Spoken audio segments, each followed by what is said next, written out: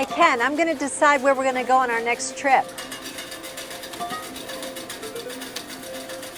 Oh, Canada. You ready to decide which direction we're going? Let's do it. Go that way. Well, that's not a good way either, but maybe this is the way you do it. All right, ready? Yeah. Heads I decide, tails you decide. Tails. And if those methods don't work, maybe you do something like this. Are you ready? Okay, let's do it. Let's go. Ready? Scissors win. If this is the way you decide on how to travel, you need to watch this video.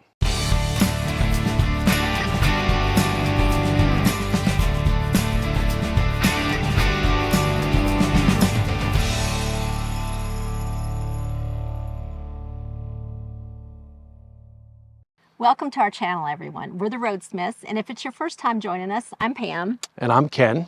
And today's Collaboration Wednesday. And once a month, we collaborate with 6 other channels and hopefully bring you content that is interesting to you.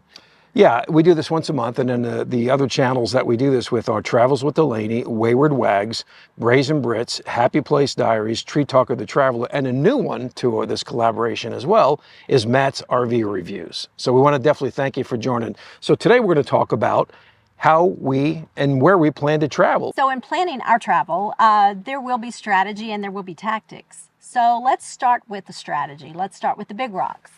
I got a big rock right there. Okay. But for instance, our first year of travel, we knew we wanted to go to Acadia National Park. And we also knew we wanted to go to the UP of Michigan.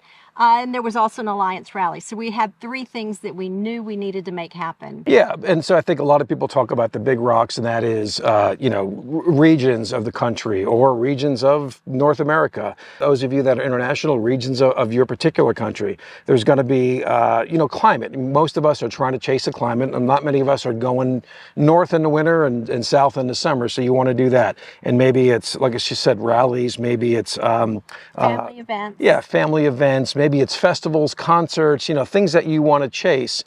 We know that there's people that, for example, want to go to a baseball game in every Major League Baseball park. There's people that want to go to every, university football game within a particular conference. And I wouldn't probably do the northern conferences in the winter, but I would probably do the SEC or maybe the Pac West. So there's things like that. So you have to pick and start with the big rocks first, and then you start to fill out the details. And what we're going to do is take you through some of those aspects to think through, so you're not focusing only on those and that you're looking at the points in between, because we got to tell you, there's some just amazing places that we've been in between. So if you're a full-timer, you know that you're not on vacation all the time. Although it does feel like it. As much as you like to be. Yeah, there are going to be situations that you will not consider vacation. But it's important to find places that have good pricing for extended periods of time, as well as locations that offer some amenities and things in the area that you want to explore. Yeah, that's really important, because we found that you could be in the best campground, but there's nothing to do around, and you're in a long period. You're there for a long period of time. It gets pretty boring pretty quickly. So anyway, that's the big rocks. So let's get rid of that. That's not that heavy, actually. That wasn't too bad. I could have gone with a bigger rock. So we talked about the big rocks, and again, I think that's a good starting point strategy-wise, but that's easy to do. The harder part is actually filling in the spots in between. And so you look at the places that you want to go to. Obviously, then you got to depends on where you're going to stay. We use a number of tools to do that. One of them, quite frankly, is Google Maps. Some of them are reviews of campgrounds, whether it's other YouTubers or whether it's just reviews online. That's a lot of what we use, honestly. Yeah. I mean, RV Life, I know a lot of people use RV Trip Wizard and RV Life, The Dirt, things like that. We happen to use a lot of Harvest Hosts and Boondockers Welcome. But anyway, what's important is that you look at those points in between, because that's going to determine where you stay. And I think you have to look at, what is your tolerance for driving? For me, it's about 350 miles a day. Unless you're in heavy, heavy mountains, then you might want to, scale that back a little bit. But you want to slow your roll down. You don't want to be in too much of a rush. That's where you get into trouble. And so you look at your mileage, and then you look at the points in between, and you decide, can you do a night at, say, a Cracker Barrel or a Walmart? We've only, quite frankly, done one of each of those. What I also would recommend strongly is that you don't be in a rush to move through an area if your schedule permits it. If you're working full time and you have to look at where you can get access to Wi-Fi and those things, which is obviously very important. But don't be in such a rush, because quite frankly, we have found some places where just off the beaten path, you would never know. For example, Right yesterday, here. yeah, We're in Knoxon, Montana, which is south of Libby, Montana. And it's in my opinion, it's very remote. The roads are great, but there aren't any large cities around us. In fact, we visited Libby yesterday, and I was like, oh, is this it? I thought it would be bigger than this. But we have found so much to do in this area. We extended our stay just because of that. Yeah, exactly. I mean, just 3 things we did yesterday that were very cool. And again, this is just specific to this area, but we went to a cedar forest, which was just beautiful. We saw mountain sheep saw a bighorn sheep up there, female bighorn sheep. From there, we went to the Kootenai Falls. I know it says Kootenai. That's what it looks like it's pronounced, but trust us, we researched this. It's called Kootenai. And I don't know. Somebody tell us if we're mispronouncing it. Yeah, we looked it up on Google, and they were the source of all truth. But the falls are amazing. And then there's actually a swinging suspension bridge that was amazing as well. So, and that was all free. All 3 of those things were free of charge. Don't be in a rush to move through places if you can do it, and obviously do some research on that. There are tons of applications that you can use. And so, we rely on a few, and quite frankly, we're not that sophisticated when it comes to that. And it's actually worked out pretty well. We've never gotten to a place and said, oh, you're not supposed to be here, or you were supposed to be here last week. We basically track where we're going on a spreadsheet, and then we put it up on Google Drive so we can see it whenever we're moving. But there are, like I said, the Campendium, people use that a lot, the Dirt, RV Life, stuff like that. And there's a lot more. A couple of things that are important as well from a driving perspective is I use something called My Radar. It's a free app which basically ties you into a NOAA radar. And so it allows you to see kind of where you're going. And recently, somebody else is part of this collaboration channel, Dustin and Leslie from Wayward Wags, told us about an application called Highway Weather. And so what it does is it overlays your route with the weather. And so you're not having to flip back. We'll put a screenshot into some of those apps. Those are free apps.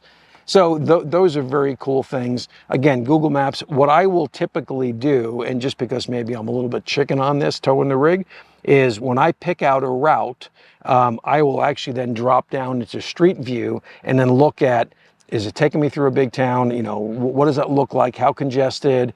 And quite frankly, what are the passes I have to go through, the mountain ranges I have to go through, and just make sure that we're not getting ourselves into a situation that is bad. I guess the bottom line is, some people are very organized at doing this. I think we're organized with tracking what where we're going to go, but not necessarily getting ahead. I think we're scheduled now for the next 3 weeks. For us, we kind of like the flexibility of not planning that far in advance. We don't always get the most perfect spot at a campground because we don't plan in advance, but it really has worked out well for us. And again, just the flexibility, things change. I like to be fluid, be able to pivot if we need to. So would that be a strategy? You pick a campground that you don't want to be in, so it forces you to go explore the areas around there? Could be a strategy. That might be a strategy. Who wants to spend all their time in the campground? There's too much to see and do. That's true. So a couple things. One is we've traveled about 25,000 miles since we've been on the road since 2021. We don't claim to know everything. I don't think anybody does, but we'd be curious about your comments. So if you want to comment below, either a comment about what you do, or if you want to ask questions, if perhaps you're new to this, about what we do. Man, the sun is kind of just blinding us out now. Look, squirrel. But if you want to ask questions about what we do and kind of, give you some guidance as to what's worked for us, we're happy to do that. Yeah, and excuse me, perhaps give us some hints on using these apps a little more efficiently, because we're really not that good at using the app. Yeah, like I said, it's gotten us to where we needed to go so far, and so next year is a whole new thing.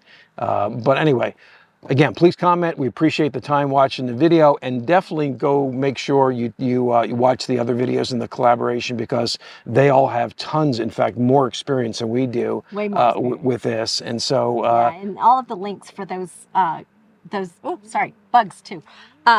Links for all of those different channels will be down below.